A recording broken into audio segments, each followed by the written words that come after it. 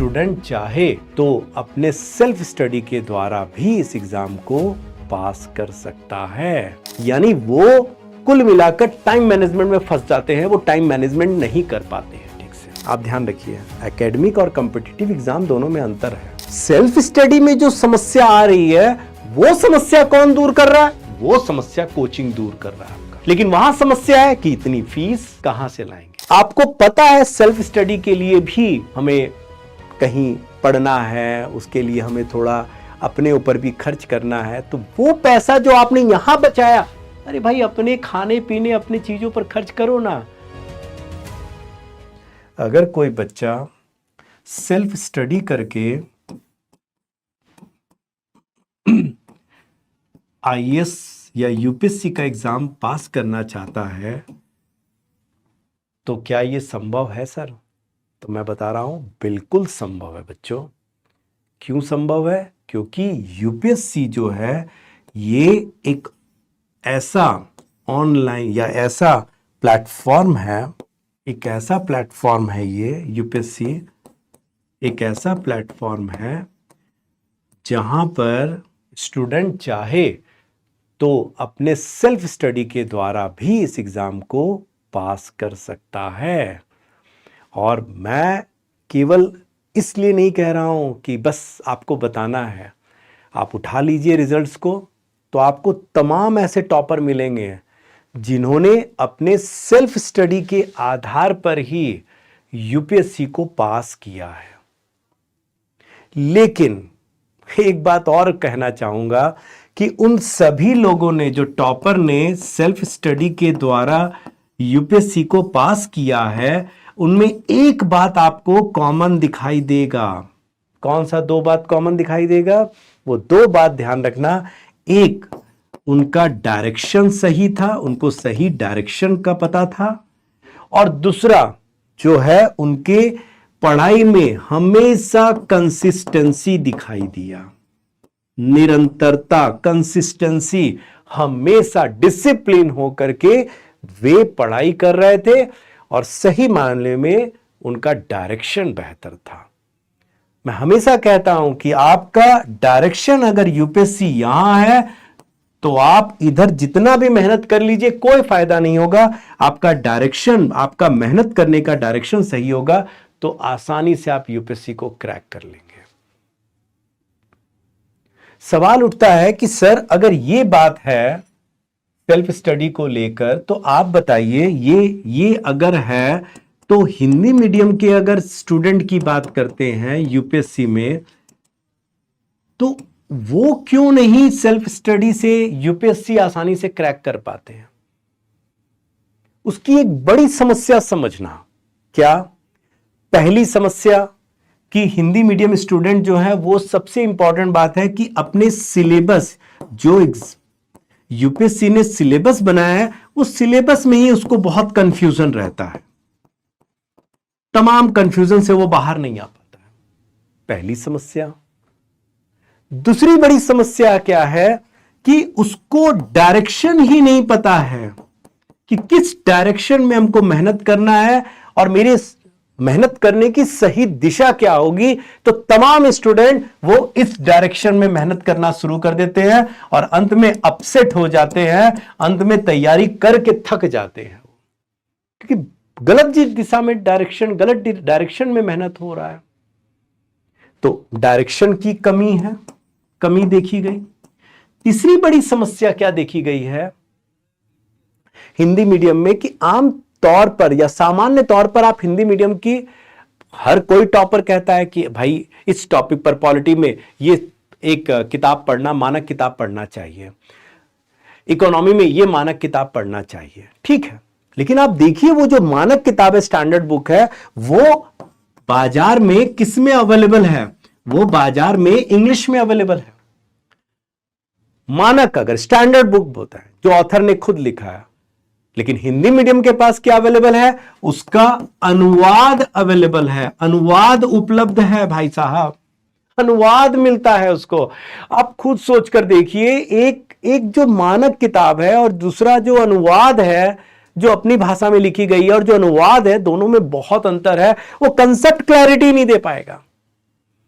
वो concept clarity ही नहीं दे पाएगा, फिर वो अपना इवैल्यूएशन नहीं कर पाते हैं, अपना जो तैयारी है उसका मूल्यांकन ही नहीं कर पाते हैं सही तरीके से। उनको लगता है जैसे किसी ने कह दिया कि भाई ये किताबें पढ़ने से यूपीएससी हो जाएगा, अब मार वो किताब पढ़े जा रहे हैं, उनको पता है किताब पढ़ने से यूपीएससी हो जाएगा, तो वो क्या कर रहे हैं, हिस्ट्री की, भाई साहब बाजार में जो भी किताब मिल रहा है उठाकर ला रहे पढ़ना शुरू कर रहे, उठाकर ला रहे पढ़ना शुरू कर रहे हैं। तो उनका अप्रोच गलत हो जा रहा है, वो कई किताबें पढ़ जा रहे हैं जिससे और कंफ्यूजन पैदा हो रहा है। तो सही मायने में यूपीएससी में आपको 100 किताबें नहीं पढ़नी है, एक किताब को 100 बार पढ़ना है, लेकिन वही उसको सही डायरेक्शन मिलना तो चाहिए ही है। तो वो डायरेक्शन उसके हाथ में नहीं होता है, जिससे हिंदी मीडियम में सेल्फ स्टडी करने में बड़ी समस्या खड़ी होती है, और सेल्फ स्टडी करके यूपीएससी के एग्जाम को क्रैक करने में बड़ी समस्या होती है। अब अगर मैं बात करूं कि सामान्य तौर पर बात करें कि हिंदी मीडियम के स्टूडेंट जो हैं, हिंदी मीडियम के जो स्टूडेंट हैं उनके साथ उनको बेसिक प्रॉब्लम क्या क्या फेस करना पड़ रहा है, उनको एक बेसिक प्रॉब्लम क्या क्या फेस करना पड़ रहा है। तो सबसे बड़ा प्रॉब्लम उनको फेस करना पड़ रहा है क्या, कि टाइम मैनेजमेंट। वो टाइम मैनेजमेंट नहीं कर पाते हैं। सेल्फ स्टडी करने का अगर जाते भी हैं तो उनको ये समझ में नहीं आता है कि हमको कैसे कितना पढ़ना चाहिए, कौन से सब्जेक्ट पर कितना ध्यान देना चाहिए, हमें ऑप्शनल को कितने समय में पूरा करना चाहिए, हमारी प्लानिंग क्या होगी, स्ट्रैटेजी क्या होगी, हमें जीएस के कितने सब्जेक्ट को अपने एग्जाम देने से पहले, प्रीलिम्स का एग्जाम देने से पहले तक खत्म कर लेना होगा। हमें पता है कि यूपीएससी का सिलेबस बहुत वास्ट है, तो हमें करंट अफेयर को कैसे पढ़ना चाहिए। यानी वो कुल मिलाकर टाइम मैनेजमेंट में फंस जाते हैं, वो टाइम मैनेजमेंट नहीं कर पाते हैं ठीक से। दूसरा जो मैंने कहा कि जो क्वालिटी ऑफ बुक होता है, क्वालिटी ऑफ बुक है वो ज्यादातर उनको इंग्लिश में मिलता है मूल रूप से, और उनको जो मिलता है वो अनुवाद रूप में मिलता है। तो दिक्कत एक ये तो है कि उनको अनुवादित किताब मिलता है, जिससे उसका बहुत कंसेप्ट बेस जो कंसेप्ट है वो स्ट्रांग नहीं हो पाता है। और दूसरा, हिंदी मीडियम के साथ एक और बड़ी समस्या खड़ी होती है कि वो क्या करता है, बहुत सारे मटेरियल इकट्ठा कर लेता है, अपने पास में।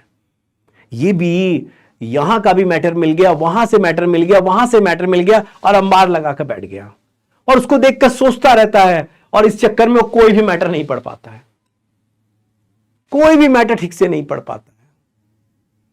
इस चक्कर में क्या होता है, ना उसका ठीक से कंसेप्ट बन पाता है, कोई कंसेप्ट में क्लैरिटी ही नहीं होता है उसके, किसी भी कंसेप्ट में कुछ भी पूछो कहीं भी तो वो क्लैरिटी रख ही नहीं पाता बेचारा, अच्छे से क्लैरिटी कर ही नहीं पाता उस चीज को। इतने डाउट्स होते हैं उसके मन में, इतने डाउट्स होते हैं, डाउट्स में रहता है वो बेचारा, और वो जानता है वो डाउट्स क्लियरेंस भी नहीं होता है, वो डाउट्स उसके पास ही रह जाते हैं, कि ऐसा नहीं कि वो डाउट कहीं क्लियर कर सके, वो डाउट में रह जाते हैं केवल संदेह। और ऐसा डाउट बढ़ते बढ़ते एक ऐसा समय आता है जब वो खुद पर डाउट करने लग जाता है कि क्या मैं सही तैयारी कर रहा हूं, क्या मैं तैयारी करना चाहिए कि नहीं करना चाहिए। अंत में तो ये बात तक आ जाता है, यहां तक पहुंच जाता है उसका डाउट कि क्या मुझे तैयारी भी करना चाहिए कि छोड़ देना चाहिए। सवाल ये उठता है कि सर अगर सेल्फ स्टडी में इतनी समस्या है तो आखिर ये बताइए कि कोचिंग जो है, अगर कोचिंग ज्वाइन करता है कोई स्टूडेंट तो वहां उसको क्या हेल्प मिलेगा। चलिए, सेल्फ स्टडी में आपने समस्या बताया हिंदी मीडियम के साथ में, वी एग्री सर, हम आप मान लिए आपकी बात। लेकिन सर सवाल हमारा ये भी आपसे है, हम आपसे करते हैं, आप हमारे सामने अभी लाइव नहीं है, लेकिन चलिए हम आपसे इस सवाल पूछते हैं कि ठीक है, तो आप हमें बताइए कि कोचिंग में हमें क्या लाभ होता है। मैं ये नहीं कह रहा हूं कि मैं कोचिंग का समर्थन कर रहा हूं, मैं केवल तर्क रख रहा हूं आपके सामने। आप अपने बुद्धि से इस बात का फैसला लीजिए। कोचिंग क्या करता है, कोचिंग में क्या हो रहा है, सबसे नंबर 1, सिलेबस आपको ठीक से पता लग जाता है, वेल डिफाइन हो जाता है, वेल डिफाइन हो जाता है, सही से आपको डिफाइन हो जाता है। आप सिलेबस को ढंग से समझ लेते हैं, सिलेबस को तोड़ना समझ लेते हैं आप लोग कि कैसे सिलेबस को पढ़ना है, कैसे सिलेबस को समझना है। यूपीएससी के लिए इंपॉर्टेंट ये भी है, मैं बहुत इंपॉर्टेंट लाइन दे रहा हूं, ध्यान रखना। ये नहीं कि कितना पढ़ना है, ये कि क्या पढ़ना है, यानी क्या छोड़ना भी है ये भी पता होना चाहिए। तो जो आप कम से कम सिलेबस को वेल डिफाइन कर लेते हो। दूसरा आपको मटेरियल तैयार मिल जाता है, कुछ तैयार मटेरियल आपके हाथ में आ जाता है। आप 5 किताबें पढ़ेंगे तब जाके एक मैटर तैयार करेंगे। आपको उन 5 किताब का एक बेहतर मटेरियल जो एग्जाम के लिए इंपॉर्टेंट हो सकता है, सिलेबस के अकॉर्डिंगली हो सकता है। क्योंकि आप देखिए 2 चीजें हैं, आप ध्यान रखिए, एकेडमिक और कॉम्पिटिटिव एग्जाम दोनों में अंतर है। कोई किताब ऑथर इस तरह से नहीं लिखता है। एक ऑथर, मान लीजिए मुझे इकोनॉमी की किताब लिखनी है, तो मैं इकोनॉमी की किताब लिखूंगा, मैं यूपीएससी के लिए इकोनॉमी की किताब नहीं लिखने वाला। बहुत ध्यान से समझना मेरी बात को। If I am going to write a book, अगर मैं किताब लिख रहा हूं, मुझे कहा जाए कि आप किताब लिखिए ऋषिचंद सर, तो मैं फिर एज एन इकोनॉमिस्ट मैं वहां पर इकोनॉमी की किताब लिखूंगा, मैं यूपीएससी के लिए इकोनॉमी की किताब नहीं लिखूंगा। अब स्टूडेंट आकर के बैठ गया, मेरे किताब के कंटेंट को खोल रहा है, ठीक है, और मिला रहा है यूपीएससी के सिलेबस को लेकर क्या क्या जरूरी है। अब वो यूपीएससी के 4 पॉइंट ऐसे हैं जो मेरे सिलेबस से मेरा किताब को मैच किया, तो वो 4 पॉइंट उसको पढ़ रहा है। अब उस 4 पॉइंट के लिए पूरी किताब पढ़ रहा है, उसका टाइम बहुत ज्यादा जा रहा है उसमें। तो ये क्या कर रहा है, कोचिंग में आपको एक तैयार मटेरियल मिल जा रहा है, जिससे आपका टाइम थोड़ा बच रहा है। जो आप 4 किताबों में इतना टाइम खराब करेंगे, उसकी जगह एक जगह आपको मिल जा रहा है। तीसरा सबसे इंपॉर्टेंट बात है, आपका यहां पर रेगुलर टेस्ट होता है, ठीक है ना, रेगुलर मॉक होते हैं, ठीक है, और फिर रेगुलर टेस्ट के बाद में उसका इवैल्यूएशन भी किया जाता है, इवैल्यूएशन होता है, ठीक है, इवैल्यूएशन होता है। और चौथा जो सबसे इंपॉर्टेंट बात है कि जो भी टॉपिक आप पढ़ रहे हैं उसके कंसेप्ट को वो क्लैरिफाई कर देते हैं, क्लैरिफाई कर देते हैं। इस तरह के ऑब्वियसली टीचर रखे ही जाते हैं जो जिनको यूपीएससी का लंबा अनुभव होता है, जो इस बारे में महारत हासिल होता है, तो वो कहीं ना कहीं कंसेप्ट को क्लैरिफाई करते हैं, अच्छे से करते हैं, जस्टिफाई करने की कोशिश करते हैं। तो ये है, क्या है कोचिंग का लाभ, ये कोचिंग का लाभ, ठीक है। अब देखो, कोचिंग का लाभ तो है, लेकिन इसमें एक बड़ी समस्या है, इसमें एक बड़ी समस्या है। क्या कि अगर आप कोचिंग करने जा रहे हैं, और हिंदी मीडियम का अधिकांश स्टूडेंट जो होता है, बिकॉज आई नो ना कि ग्रामीण पृष्ठभूमि का होता है। अरे भाई, जब पैसा ही होता तो वो कॉन्वेंट स्कूल से पढ़ा होता, इंग्लिश मीडियम की तैयारी कर रहा होता। वो हिंदी मीडियम का स्टूडेंट है, यही इस बात की पहचान है कि उसकी पृष्ठभूमि अधिकांशतः ग्रामीण है, मिडिल क्लास फैमिली की है। अब आप सोचिए, एक मिडिल क्लास फैमिली जब कोचिंग लेने के लिए सोचता है कि चलो भाई मेरा बच्चा यूपीएससी करेगा, या पापा मुझे, पिताजी मुझे यूपीएससी की तैयारी करनी है, ठीक है भाई बेटा तो कोचिंग कर। अब वो क्या करता है, कोचिंग के जाल में कैसे फंसता है, ठीक है, वो पता करता है भाई। अब कोचिंग के फीस को देख करके हैरान, पिताजी ने पूछा बेटा कितना फीस, पिताजी कम से कम 2 लाख से लेकर 3 लाख रुपए तक की फीस है। डिस्काउंट दे दाके बोलते हैं 2 लाख में आपका कर देंगे एडमिशन। पिताजी ने बोला बेटा 2 लाख रुपया रहने सहने के साथ होगा, इसका मतलब है तेरा रहना खाना भी उसमें मुफ्त होगा। अरे नहीं पिताजी, केवल ये कोचिंग का फीस है 2 लाख है, हाँ, और रहने खाने का, अरे पिताजी वो तो अलग है, वो तो हर मंथ अलग पड़ेगा। स्टूडेंट के लिए आप सोचिए, ग्रामीण पृष्ठभूमि के लिए कितना मुश्किल वाला मामला है, कितना मुश्किल वाला मामला है। इतनी हाई फीस दे करके अगर वो सोच रहा है कि हम कोचिंग करना चाहें, तो कोचिंग में फिर मैं कह रहा हूं कि आपको क्या मिल रहा है। आपको अच्छे फैकल्टी मिल रहे हैं जो कंसेप्ट क्लैरिटी दे रहे हैं। मैं फिर से रिवीजन कर दे रहा हूं ताकि आप समझिए और मुझे जवाब दीजिए। आपको सिलेबस वेल डिफाइंड तैयार मटेरियल मिल रहा है, टेस्ट इवैल्यूएशन आपका हो रहा है, तो सर सब हो रहा है। कहां हो रहा है? कहां मैंने लिखा कि रिजल्ट दे रहा है? कहां लिखा कि मैंने रिजल्ट दे रहा है? आप ध्यान दो, मैंने यहां लिखा सेल्फ स्टडी यूपीएससी। आप मुझे बताओ कि मैंने यहां कहां लिखा, ये कहां लिखा कि कोचिंग मतलब आपका रिजल्ट आ रहा है? हाँ साहब, यही आप समझिए बच्चों, यही समझाना है। कोचिंग रिजल्ट नहीं देगा आपका, सेल्फ स्टडी ही रिजल्ट देगा आपका। लेकिन सेल्फ स्टडी में जो समस्या आ रही है, वो समस्या कौन दूर कर रहा है? वो समस्या कोचिंग दूर कर रहा है आपका। लेकिन वहां समस्या है कि इतनी फीस कहां से लाएंगे?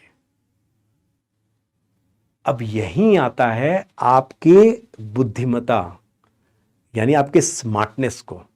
यही है, आपको कहा जाता है ना कि यूपीएससी में स्टडी करना है, स्मार्ट स्टडी करना है। क्या करना है आपको? स्मार्ट स्टडी करना है। अब देखो, आपको स्मार्ट स्टडी करना है तो आप क्या करेंगे? स्मार्ट स्टडी का मतलब है there will be the combination of coaching का भी आप कॉम्बिनेशन लेंगे और प्लस सेल्फ स्टडी का भी कॉम्बिनेशन लेंगे। सेल्फ स्टडी का भी अब आप क्या देख रहे हैं? कोचिंग में भाई मेरा 2-2.5 लाख रुपए कोचिंग में जा रहा है, वो केवल हमको ये मैटर दे रहा है। तो स्मार्ट स्टडी क्या कहता है, स्मार्टनेस क्या कहता है कि आप ऐसी कोचिंग की तलाश करेंगे, ऐसे कोचिंग को खोजेंगे जहां नंबर 1 फीस कम हो, आपको बहुत ज्यादा फीस नहीं देना पड़े, ताकि आपके घर की बचत हो, आपकी बचत हो। अंत में देखिए, रखा हुआ ये पैसा ही काम आता है हमेशा। और जाकर आप किसी कोचिंग में देकर 1.5-2 साल अपना समय वहां पर पूरा लगाने से अच्छा है कि आपको यह भी समझना पड़ेगा कि आपके पास पैसा भी, रिजर्व भी होना चाहिए, तो आपका फीस कम हो। अब फीस कम होते ही आपके दिमाग में आ जाता, दिमाग में तुरंत पहुंच गया, तुरंत बैठ गया क्वालिटी। सर कैसी बात कर रहे हो, हमें तो यही सिखाया गया, कम पैसा मतलब गुणवत्ता कम। साहब यही तो है, दुनिया बदल गई है, सोच बदलिए, सोच बदलिए। ये कहना, ये जो गलत कह रहे हैं, केवल आपको बहका रहे हैं कि ज्यादा फीस में ही आपको क्वालिटी ज्यादा मिलेगी। ये केवल ज्यादा फीस लेने का तरीका है, बल्कि बहुत ऐसे कोचिंग संस्थान हैं या कई ऐसे ऑप्शन आपको मिलते हैं जहां आपके पास कम फीस में आपको ज्यादा गुणवत्ता देने की कोशिश की जा रही है। क्यों? क्योंकि वहां आपको बेस्ट फैकल्टी दिया जा रहा है, जो देश के सबसे बेस्ट फैकल्टी हैं वो आपको अवेलेबल कराए जा रहे हैं वहां पर। सर कैसे अवेलेबल कराए जा रहे हैं? वही तो बोल रहे, उस गुणा गणित में आप क्यों पढ़ रहे हैं? आप ये देखिए कि आपको कम फीस में वो बेहतर गुणवत्तापूर्ण आपको एजुकेशन दे रहा है, जो आपके काम की है, जो आपके काम की है। जहां 2 लाख की जगह अगर मैं कहूं कि मात्र 10,000 रुपया फीस में अगर आपका काम हो जा रहा है, मतलब पूरे फीस का आप मात्र कितना दे रहे हैं? 5% फीस दे रहा है, मात्र 5% फीस में खर्च कर रहे हैं। स्मार्टनेस तो यही है, यूपीएससी की तैयारी तो यही है कि आप स्मार्टनेस यही दिखा दिए। बेस्ट फैकल्टी से आपने पढ़ा, कंसेप्ट क्लैरिफाई किया, फाउंडेशन बनाया, टेस्ट ज्वाइन किया, मॉक किया, अपना इवैल्यूएशन करवाया। अब इतना पर्याप्त नहीं है, इतना पर्याप्त नहीं है। फाउंडेशन कोचिंग में आपने बना लिया, फाउंडेशन कोचिंग में बना लिया, लेकिन उसके ऊपर बिल्डिंग आपको बनाना है। और वो बिल्डिंग आप कहां से बनाएंगे? सेल्फ स्टडी से। जब आपका बेस अच्छा बन जाए, स्मार्ट तरीके से आपने बेस बनाया बढ़िया से, अब आपको पता है सेल्फ स्टडी के लिए भी हमें कहीं पढ़ना है, उसके लिए हमें थोड़ा अपने ऊपर भी खर्च करना है, तो वो पैसा जो आपने यहां बचाया, अरे भाई अपने खाने पीने अपने चीजों पर खर्च करो ना। बादाम खाओ, बढ़िया चीज खाओ जिससे आपका दिमाग बढ़े, अपने पास पैसा रखो जो आपके काम आए। तो आप दोनों का कॉम्बिनेशन लेकर के और अंत में ये परिणाम आप किसमें ले लेंगे, आप यूपीएससी क्रैक कर लेंगे। आप फाउंडेशन बनाए, उसको और ज्यादा गहराई से पढ़कर सेल्फ स्टडी से पूरा किया। आपने टेस्ट दिया, जहां जहां गलती था उसको ठीक करके और फिर ऊपर से और ज्यादा गहराई से आपने स्टडी किया। आपने सिलेबस को समझा, आपने अपने मैटर को लिया और सेल्फ स्टडी करके आप यूपीएससी के लिए जितना आवश्यक है आंसर राइटिंग प्रैक्टिस करके आप यूपीएससी को क्रैक कर गए। हो गया, यूपीएससी आपका क्रैक हो गया।